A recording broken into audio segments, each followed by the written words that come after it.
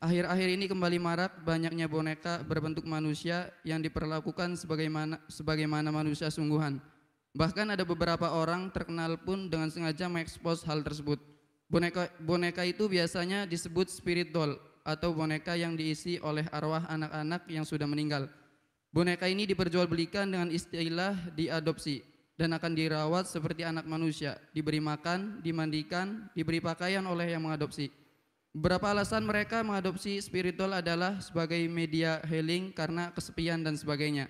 Ada pula untuk mempermudah rezeki agar tenar, yang jelas akan meningkatkan kualitas hidup jadi lebih baik lagi.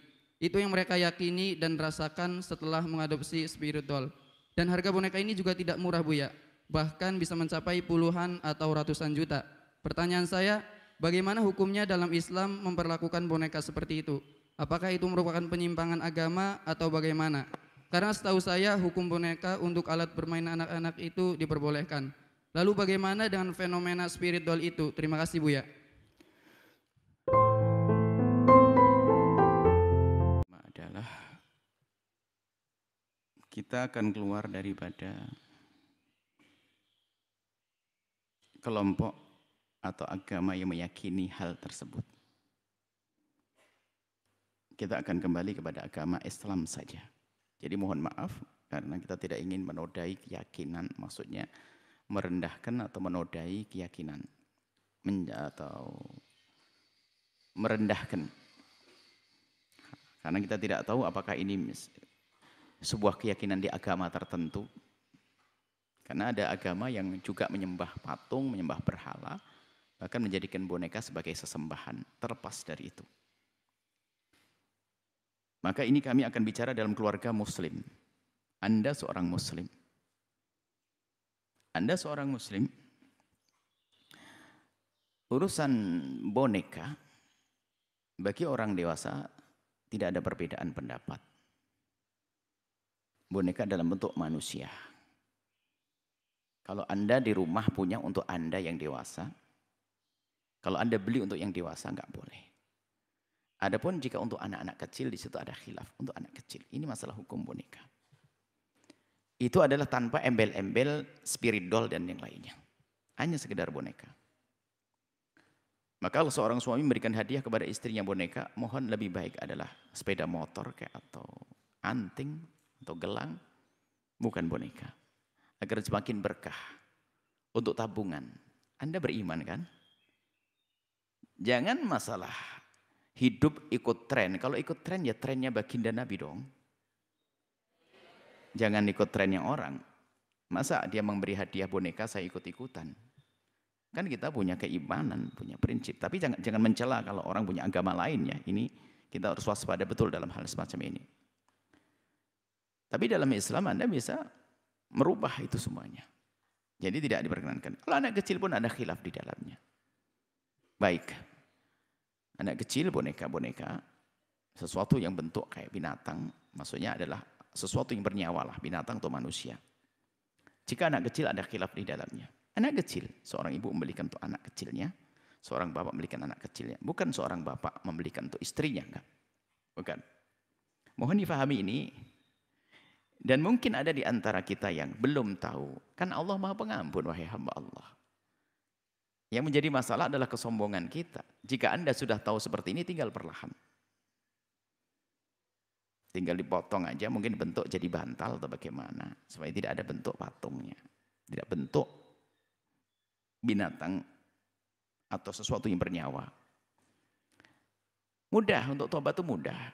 Dan tidak boleh saling mencaci. Mungkin Anda melihat tetangga Anda, saudara Anda masih punya boneka-boneka sementara dia sudah dewasa. Perlu diingatkan dengan perlahan. Permasalahan kita kan bukan permasalahan pembangkangan kepada syariat. Permasalahan kita bukan permasalahan nantang Allah. Semuanya takut kepada Allah, insya Allah. Semuanya insya Allah pengen masuk surga Allah. Cuman permasalahan adalah ketidaktahuan.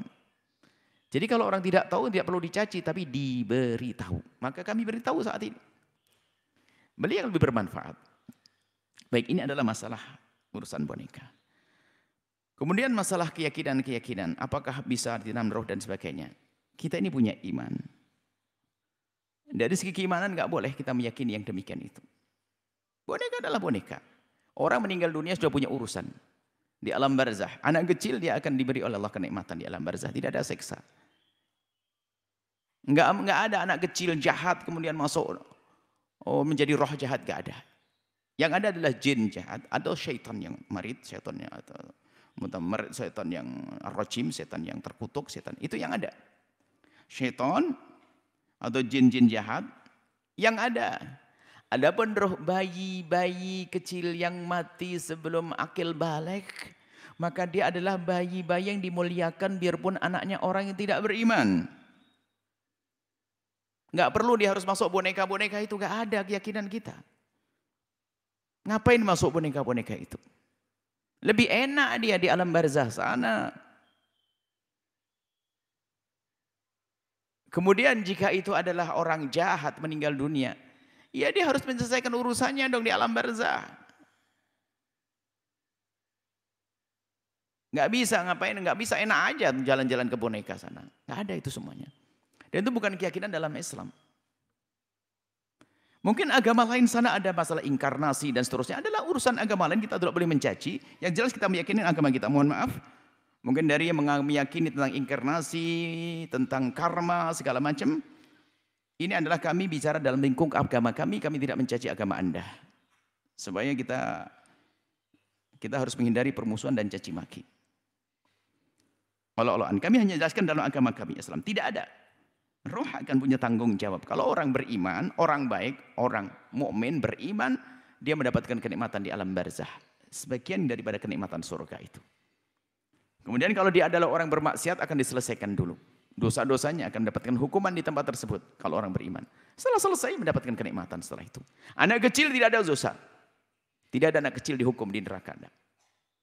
Wa ma kunna mu'adzibina hatta nab'atha rasula. Allah tidak akan menghukum. Tidak ada anak kecil tersiksa. Cuman yang kami nggak ada anak kecil tersiksa jahat sebagainya, nggak ada. Biarpun dia melakukan kejahatan masa kecilnya adalah tidak dianggap. Dia harus dihentikan. Harus dikasih peringatan, akan tapi kalau mati selagi dia belum balik tidak dihukum, selesai. Kemudian hal lain lagi, ini adalah masalah problem-problem psikologi juga ada di sini. Kalau problem keimanan sudah selesai, Anda punya iman, nggak akan Anda masuk wilayah ini. Ini problem-problem psikologi. Beberapa waktu yang lalu kita dengar bahwasanya tahun 2020 230.000 atau berapa ya? Orang Indonesia akan hijrah ke planet mana itu? Sebetulnya yang mendaftar ada permasalahan dalam dirinya. Masalah psikologi. Dia merasa tidak nyaman dengan penghuni bumi. Dia tidak bisa baik dengan tetangga. Mungkin dia bentrok terus dengan suami dan sebagainya dan istri. Permasalahan pribadi. Sehingga menjadikan dia itu seolah-olah nggak ada harapan. Dalam kepanikan mental itu, kepanikan pikiran, sekaligus bisa saja dibarengi dengan kekosongan hati. Jadi ada kekosongan hati dari keimanan, ini babnya beda. Mental yang terganggu, ya ini yang kita maksud psikologi, ada fisik yang sakit. Jadi orang dalam kepanikan itu kadang-kadang tidak mengerti bahasanya di luar itu lebih membahayakan lagi. Seperti paniknya orang di saat berada di padang mahsyar, suasana panas, orang-orang yang tidak beriman di padang mahsyar itu mengatakan, keluarkan kami dari padang mahsyar ini biarpun masuk ke neraka nggak apa-apa. Tidak mengerti bahasanya di dalam neraka lebih pedih lagi. Seandainya di Mars gimana cocok tanamnya nanti? Tapi bagaimana cara duitnya gimana? Makanya gimana mau pergi hijrah ke Mars? Ke Marsnya waktu itu. Kita hanya senyum saja mendengar yang demikian itu. Ada yang mendaftar. Apakah benar atau tidak benar? Bahkan ada yang ngomong saya pengen tidak. Sebetulnya ada masalah-masalah psikologi. Maka dari itu kami himbau. Siapapun yang punya di dalam dirinya permasalahan psikologi. Mungkin dia merasa tidak nyaman dengan orang. Bisa jadi masalah hati yang kotor. Yuk kita benah. Baginda Nabi mengajarkan. Bagaimana kita menumbuhkan kecintaan. Nggak perlu lagi pergi ke Mars. Jangankan Mars, ke kampung sebelah aja nggak perlu dok. Karena saya merasa nyaman di rumahku. Dengan keindahan di dalam diriku. Ini kemudian masalah boneka. Artinya kalau untuk mencari keindahan orang normal, manusia normal adalah keindahan adalah di saat dia benar-benar bisa mendidik seorang anak. Biarpun bukan anaknya, ngadopsi ya anak manusia dong. Cuma ngadopsi dalam Islam bukan harus dirubah nasabnya. Ambil anaknya orang, di sana banyak anaknya orang-orang fakir. Di sana banyak anak-anak ini. Daripada kita harus merawat boneka berjumlah yang banyak dengan biaya besar. Mana ada pahala di balik ini semuanya? Ini membahayakan juga kalau semua orang gaya hidupnya begitu, mana yang ngurusi manusia nanti? Kita perlu membangkitkan dalam diri setiap umat ini adalah rasa kemanusiaan, rindu untuk menolong, rindu untuk berbagi. Rawat anaknya hamba-hamba Allah. Mereka yang susah cari makan. Kenakan baju yang layak. Siapkan tempat yang bagus. Bukan boneka, hai ahli iman. Nah, coba kalau ahli iman, kemudian juga yang secara psikologi sehat. Saya miara, saya merawat boneka. Apa buahnya setelah itu? Asal keyakinan tidak ada, keyakinan dia itu tidak ada. Kita keyakinan roh ini tidak ada. Dalam iman Islam tidak ada itu semuanya. Tapi kalau rawat anak dia akan tumbuh besar, kemudian dia Masya Allah, dia menjadi orang yang berguna. Oh, senangan kita. Jadi bisa jadi itu adalah masalah-masalah psikologi. Kalau masalah keimanan ya orang yang tidak beriman lain beda. Masalah keimanan jelas kalau ternyata percaya yang demikian ya keimanan yang kropos. Cuman mungkin ada orang yang beriman ternyata masih tiba-tiba menyimpan yang demikian itu sudah. Bisa jadi dia itu tidak merasa nyaman. Karena ada gerakan juga program suatu klub tidak ingin punya anak. Kan ada yang demikian. Sekarang ada lagi menanti semakin marak boneka. Yang satu menyeru agar tidak punya anak, hiburannya boneka. Lalu mana generasi-generasi yang beriman kita hadirkan. Itu adalah permasalahan sangat pribadi pada diri orang tersebut. Karena dia mungkin merasa tidak bisa nyaman dengan manusia, maka dia dengan boneka. Kalau dengan manusia suka dibantah. Karena dia belum pernah belajar sabar. Saya tidak mau omongan saya dibantah.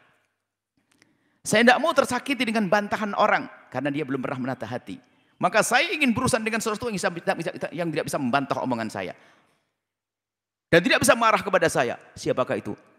Boneka. Berarti dia lemah psikologinya karena dia tidak bisa mencoba berinteraksi dengan manusia. Itu ternyata irama keindahan. Di saat ada orang marah kepada kita. Itu bagaimana kita bisa, dia marah kepada kita. Sehingga kita bisa menikmati ternyata yang satu tidak marah kepada saya. Nikmatnya orang yang tidak marah. Kemudian saya melatih kesabaran. Hidup di dunia semacam itu. Dan kita tidak akan lepas dari orang yang marah kepada kita. Menggoda kita dan sebagainya. Hendaknya orang hebatnya ini menyelesaikan permasalahan ini. Saya harus punya ilmu kebal. Orang menyakiti saya. Orang dolim kepada saya punya ilmu kebal. Bukan dengan boneka. Wahai ahli iman. Adapun orang yang punya keyakinan masalah boneka. Itu urusan mereka. Orang yang di luar agama Islam. Kami hanya bicara mohon maaf. Yang di luar Islam barangkali yang punya keyakinan itu. Kami tidak menyinggung agama anda. Keyakinan anda. Kami hanya bicara dengan saudara-saudara kami. Kaum muslimin. Anda tidak perlu lagi dengan urusan begitu. Anda harus bercita-cita punya anak. Ini Nabi Ibrahim tadi ayatnya minta dzurriyyah keturunan. Bagi yang tidak diberi oleh Allah keturunan. Bukan sebuah kehinaan. Siti Aisyah mulia ahli surga juga tidak punya anak. Tinggal bagaimana Anda merawat anak-anak umat Nabi Muhammad. Anda yang tidak punya anak, jangan berkecil hati. Yang tidak punya anak, jangan berkecil hati. Anda banyak rezeki, itu banyak umat Nabi Muhammad. Anak-anak umat Nabi Muhammad yang menuntut ilmu, yang hidup kekurangan, urusi mereka. Bukan boneka bagi Anda, wahai ahli iman. Bukan boneka bagi Anda, wahai ahli iman. Anak-anak manusia. Ini loh kemanusiaan yang perlu dibangkitkan ini. Kesadaran untuk menolong, untuk berjuang demi kemanusiaan ini yang perlu kita bangkitkan. Ya, semoga Allah memberikan petunjuk. Jadi ahli iman tidak usah berurusan dengan yang demikian itu. Nggak perlu dan harus bangun keyakinan bahwasanya tidak ada istilah roh-roh semacam itu tidak boleh kita yakini. Bahkan bahaya sekali. Bahkan itu sangat membahayakan iman, bahkan bisa jadi menjadi sebab kita keluar dari wilayah iman. Kuatkan keyakinan kepada Allah Jalla Jalaluhu. Allah yang Maha Kuasa, keimanan. Dan harapan kami adalah siapapun yang mendengar suara ini adalah Allah kuatkan imannya. Dan serga meninggalkan hal-hal yang membahayakan untuk pribadi, psikologinya, kemudian keimanannya, kehidupannya di dunia, dan juga kehidupan di akhirat nanti. Semoga Allah memberikan pada kita kesuksesan di dunia akhirat, bahagia dunia akhirat. Nuhibbukum fillahi, kami cintai Anda semua karena Allah. Wallahu a'lam bissawab.